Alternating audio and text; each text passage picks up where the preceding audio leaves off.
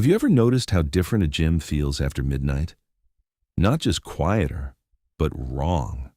Like the silence is doing something to the space, like the mirrors aren't just reflecting anymore.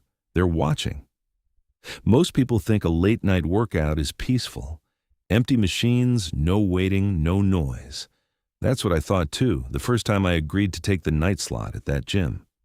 It paid a little extra, and all I had to do was keep the place clean, log any maintenance issues, and make sure no one unauthorized came in. Simple.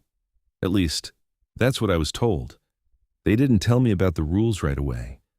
That came later, after my first shift, when I mentioned something I shouldn't have seen. The gym itself wasn't anything special during the day.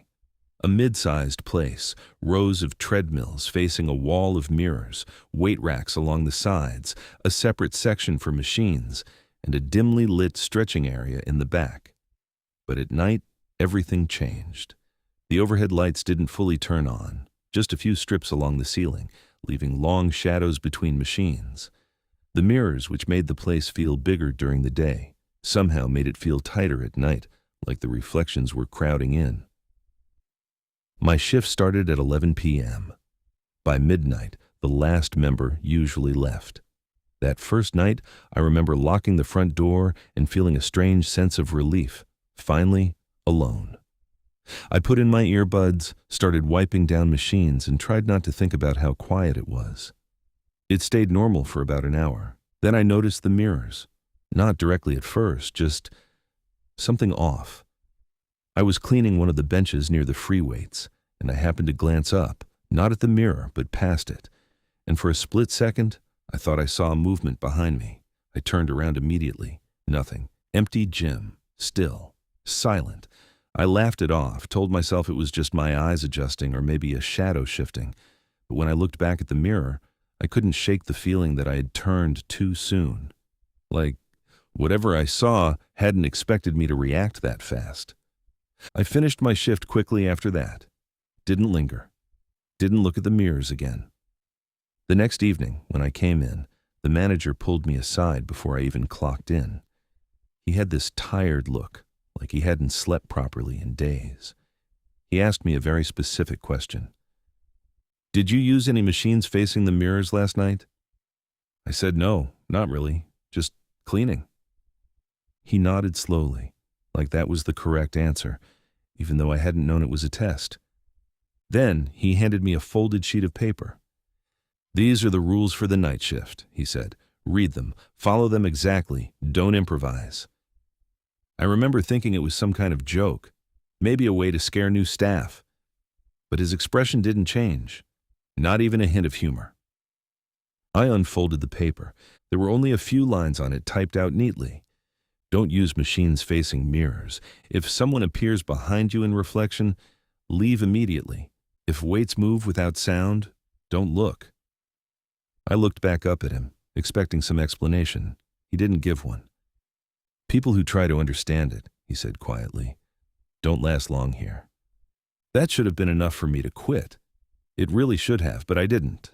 I told myself it was just an over-the-top way of saying, don't get distracted, or don't freak yourself out. I needed the money, and honestly, part of me was curious. That curiosity is what got me into trouble. The second night started the same way. Lock the doors, turn down the lights, start cleaning. I made a conscious effort to avoid looking at any mirrors directly. It wasn't hard at first. I just kept my head down, focused on wiping equipment, organizing weights, checking the lockers. But you don't realize how many mirrors there are in a gym until you try not to look at them. They're everywhere. Even the chrome surfaces of machines catch reflections. Even the glass doors. Even the dark screens of powered-off treadmills. Around 1:30 a.m., I heard the first sound. A soft, metallic shift. Not loud, not dramatic, just wrong. Like a weight being lifted and set down very carefully, but without the usual clink. No impact, no echo, just movement. I froze. The sound came from the free weight section behind me. Slowly, carefully, I reminded myself of the rule. If weights move without sound, don't look. So I didn't. Every instinct I had was screaming at me to turn around, to check, to confirm that nothing was there. But the way that rule was written, it wasn't a suggestion. It felt like a warning someone had learned the hard way. The silence that followed was worse. Because now I knew something had moved. And I didn't know what. I stayed facing forward, staring at the row of machines in front of me, and that's when I realized something else. I had positioned myself in front of a mirror, not intentionally. I hadn't even noticed, but there it was, covering the entire wall ahead of me. And in that mirror, I wasn't alone. At first, I thought it was just my reflection lagging slightly, like a trick of the light, but then I saw it clearly. There was someone standing behind me, close, closer than anyone should have been without me hearing them. They weren't moving, just standing there, watching. I didn't turn around, because the rule didn't say what to do if you felt someone behind you. It only said what to do if you saw them in the reflection. Leave. I dropped the cloth in my hand and walked, not ran. Walked, because for some reason I felt like running would make it worse. I kept my eyes forward, away from the mirror, and headed straight for the exit door near the staff desk.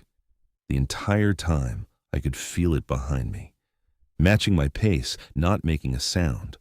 When I reached the door, my hand was shaking so badly I almost dropped the keys. It took me 3 tries to unlock it. The moment it clicked open, I stepped out and slammed it shut behind me.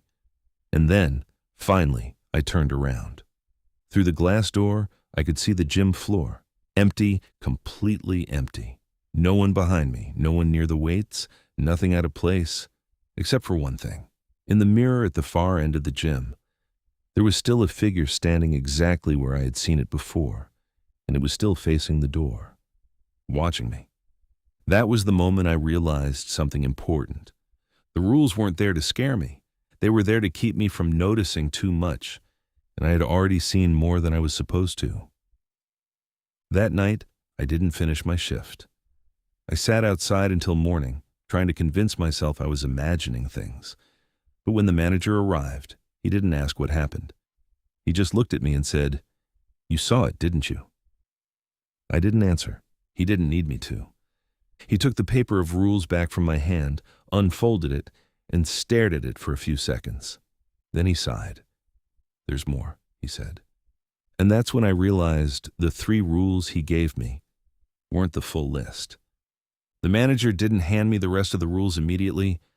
That would have been too easy. Instead, he watched me the way you watch someone who's already stepped too far into something they can't come back from, like he was trying to decide whether I was still worth warning or already a lost cause.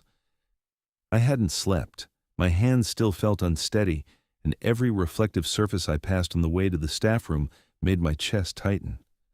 I kept expecting to see it again, standing just behind me, exactly where it shouldn't be. He finally spoke after a long silence, his voice low and controlled. He said most people didn't make it past the second night, not because of what was inside the gym, but because they couldn't follow instructions. The way he said instructions made it sound heavier than fear itself, like understanding anything here was less important than obeying without question. That alone should have been enough to make me quit, but I didn't move. I just stood there, waiting for whatever came next. He opened his drawer and pulled out another sheet of paper.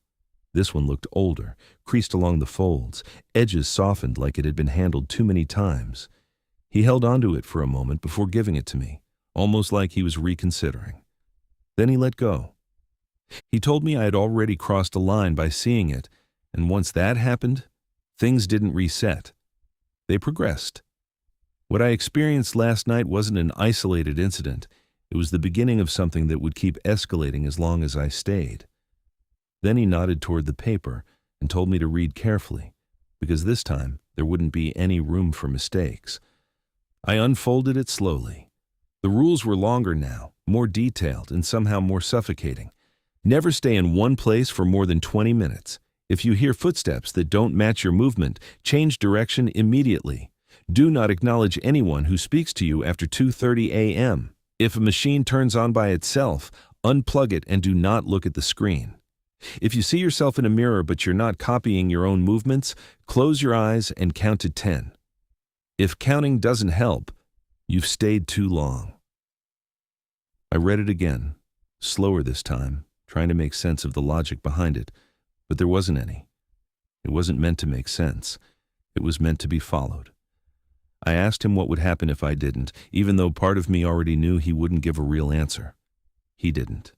He just looked at me and said that people who didn't follow the rules didn't last long enough to explain what went wrong. That night, I came back anyway. I told myself it was because I needed the money, but that wasn't the full truth. There was something else pulling me in now, something stronger than fear. Once you see something impossible, your mind doesn't let it go. It keeps circling back, trying to understand, trying to prove it wasn't real. And the only way to do that was to go back. The gym looked normal when I arrived. Bright lights, people finishing their sets, the usual noise of machines and casual conversation. It felt almost ridiculous that anything could be wrong with a place like this. But I knew better now. This version of the gym only existed while people were still inside it. It was a mask, and I had already seen what was underneath. By midnight, everyone was gone again. I locked the doors, and just like the previous night, the lights dimmed automatically. Shadows stretched across the floor, longer than they should have been, pooling between machines and along the walls. The mirrors reflected less light now, like they were holding something back. I checked the time and immediately started moving. I set a timer on my phone so I wouldn't accidentally stay in one spot for too long. At first, it felt unnecessary, like I was overreacting, but I forced myself to follow it anyway. I moved from treadmills to weights to machines, looping through the gym in a slow, controlled pattern, never letting myself stop for more than a few minutes. For a while, nothing happened. The silence settled in again, thick and heavy, pressing in from all sides. It wasn't peaceful silence. It felt like something waiting. Around 1:10 a.m., I started hearing the footsteps.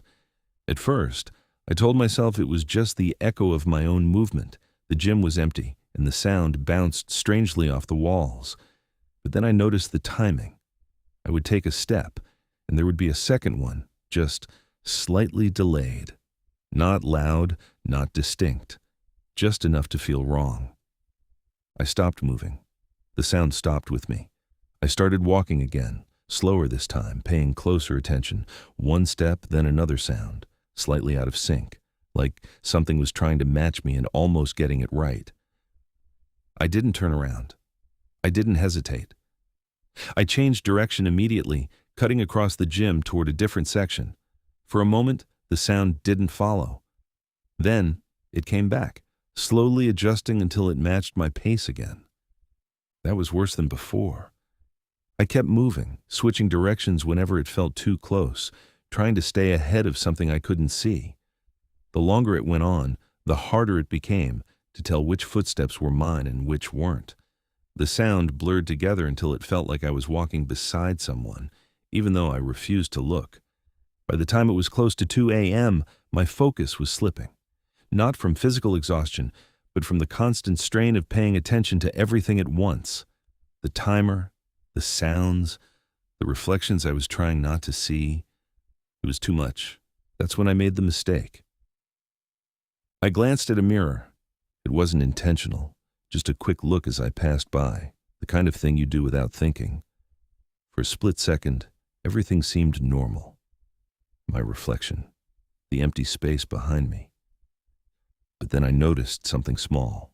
My reflection wasn't breathing the same way I was. I was tense, chest rising and falling quickly. But in the mirror, I was calm. Still, watching.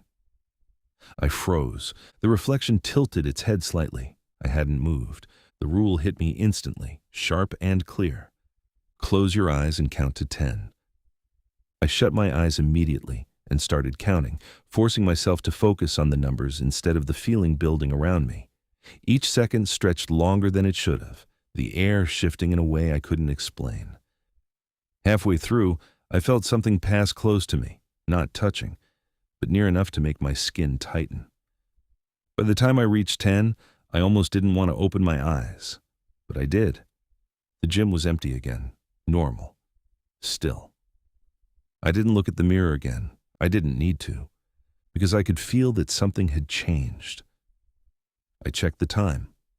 2:28 a.m. 2 minutes. I started moving faster, keeping my head forward, repeating the next rule in my mind like it was the only thing holding everything together. Do not acknowledge anyone who speaks to you after 2:30 a.m. The moment the clock shifted, the speakers crackled to life, not with music, but with a low, uneven static that filled the entire gym. It didn't fade in gradually, it just started, sudden and intrusive, like something had forced it on. Then the voice came. Hey. It was quiet, close. Can you help me? I kept walking. The voice followed, matching my pace perfectly. I think I left something in the locker room. It sounded normal, too normal, like a real person asking for help. That was what made it dangerous. I said nothing. I've been waiting for you, it continued, softer now, almost familiar. I focused on the rules, on the sound of my own breathing, on anything that would keep me from reacting. The footsteps beside me stayed perfectly in sync, no delay anymore, no hesitation. They didn't tell you everything, did they? I slowed down for just a second, and that was enough to realize something was wrong. The voice wasn't behind me, it wasn't following me, it was right next to me, keeping pace, close enough that if I moved my arm even slightly, I might touch it. I didn't look. I couldn't, because deep down I already knew. If I did, it wouldn't look like anything I was ready to understand. I didn't look. That decision stopped being a rule and became something deeper, something instinctive, like the way you pull your hand back from fire without thinking. If I looked, whatever was beside me would stop pretending, and I had the growing, unbearable feeling that the pretending was the only thing keeping me safe. The voice stayed close, matching my pace so perfectly it was impossible to separate its presence from my own movement. It no longer sounded strange or distorted. If anything, it sounded more grounded than everything else around me, like it belonged here more than I did. You're learning, it said, almost approving. That's rare. I didn't respond. I kept moving. My phone buzzed softly in my pocket, the timer reminding me to switch areas. That small vibration felt like a lifeline, something real, something I could trust. I turned sharply toward the cardio section without hesitation. For just a fraction of a second, the presence beside me didn't adjust in time. I felt the absence, that slight delay, like a gap in something that was otherwise too perfect. That was the first thing that gave me hope. It wasn't flawless. I can make this easier, the voice continued, now softer, closer to my ear than before. You don't have to keep following rules that don't even make sense. My steps slowed slightly, not because I believed it, but because my body was getting tired. Hours of constant movement, constant alertness, constant restraint. It wears something down inside you, not your muscles, your resistance. The gym itself felt like it was changing again. The space wasn't just dim anymore, it felt compressed. The shadows stretched farther than the light allowed, overlapping each other, forming shapes that almost made sense if you stared too long. And the mirrors, even without looking at them, I could feel them pressing in from every direction, watching, waiting. I checked the time. 2:47 a.m., still not safe, not even close. Then suddenly, the footsteps beside me stopped. I didn't. This time I didn't even hesitate. I just kept moving, forcing my body forward, refusing to acknowledge the silence that followed. Because silence meant uncertainty. And uncertainty here was worse than fear. For a few seconds there was nothing. Then I heard it again, not beside me, ahead of me, walking, perfectly timed to match the steps I was about to take. I changed direction instantly, cutting toward the weight section, my shoes scraping slightly against the floor. The sound ahead paused, then adjusted. Faster this time, smarter. I turned again and again. Each time, it adapted quicker, like it was learning me, predicting me, reducing the delay between my decision and its response. It wasn't just following anymore. It was anticipating, By the time the clock pushed past 3 a.m., I could feel my focus slipping. Not all at once, just small cracks forming in my concentration. The timer buzzed again, but this time I didn't react immediately. My legs felt heavier, my thoughts slower. The rules that had felt sharp and clear were starting to blur at the edges. That's when I made the mistake. I stopped checking the time. It didn't feel like a decision. It just happened. I slowed down near the far wall, telling myself I'd only pause for a moment. Just a few seconds to breathe, to reset, to think clearly again. The gym was completely silent. No footsteps, no voice, no movement. For the first time all night, it felt empty. I leaned slightly against one of the machines, trying to steady my breathing. My heartbeat was loud in my ears, but everything else had gone still. Too still. Something about that silence felt wrong in a way I couldn't immediately place. Not threatening, not loud, just absolute. Like the entire space had been sealed off from everything else. Seconds passed, then more. Time stretched in a way that didn't feel natural. I didn't feel like I had been standing there long, but something inside me started to tighten, like a warning I had ignored for too long. Then it hit me. Hard. The rule: never stay in one place for more than 20 minutes. My hand shot to my pocket, pulling out my phone with shaking fingers. The screen lit up, and for a moment I couldn't process what I was seeing. 3:19 a.m. My stomach dropped. There was no way. I hadn't been standing there that long. I hadn't. But the time didn't lie. Slowly, too slowly, I lifted my head. And for the first time that night, I looked at the mirror. At first, my brain refused to understand it.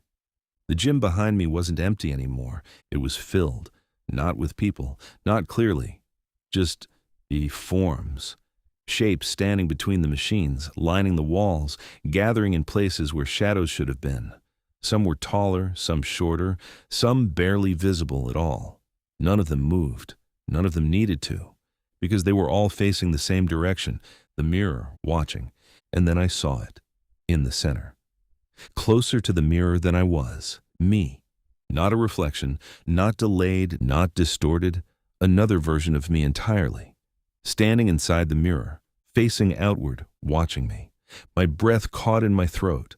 My body refused to move. I couldn't tell where I ended and that version began. It looked exactly like me, but calmer, more stable, like it belonged there. Slowly, it smiled.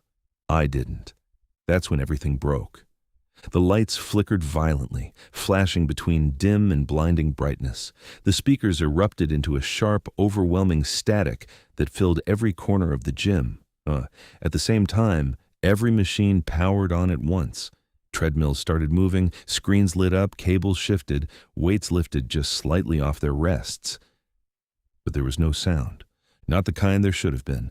No clanking, no impact, just movement, silent, wrong. I staggered back, tearing my gaze away from the mirror like it was physically pulling me in. My legs felt disconnected, like they weren't fully under my control anymore. But I forced them to move. Because I understood something now. There was one rule that had never been written down. It didn't need to be. Because once you got this far, you already knew it. Don't stay until the end.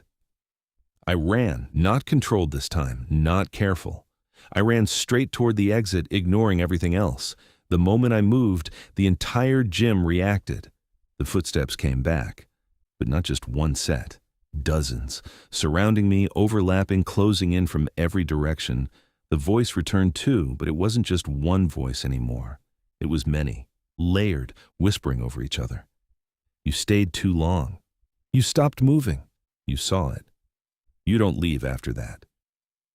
I didn't slow down. I didn't look. Something moved in the edges of my vision, keeping pace no matter how fast I went.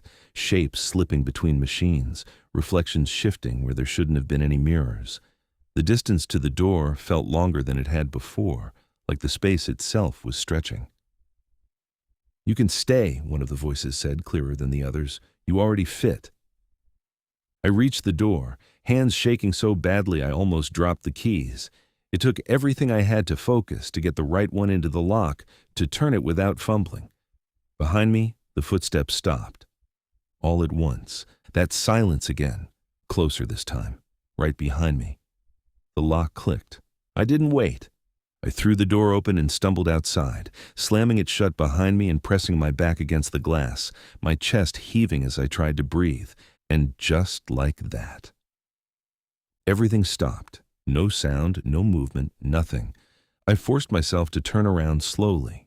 The gym was empty, completely, still, like none of it had ever happened. But then I noticed the mirrors, every single one of them. They weren't reflecting the empty gym, they were reflecting me. Standing inside, facing the glass, not moving, not breathing, just watching. I stepped back instinctively, my heart pounding harder than it had all night, because the version of me in the mirror didn't look like it wanted to leave. I never went back after that. I didn't answer the manager's calls. I ignored the messages. I told myself it was over, that whatever happened in that place stayed there. But a few days later, I got one final message. No explanation, no context, just a single line. "We're short-staffed again. Let me know if you're ready to return." I stared at it for a long time before locking my phone, because by then I understood something I hadn't before. That place doesn't lose people, it keeps them. And if it ever asks you to come back, it's not because it needs you. It's because something inside already knows you. If this felt real, that's because it was almost real. I'll see you in the next memory.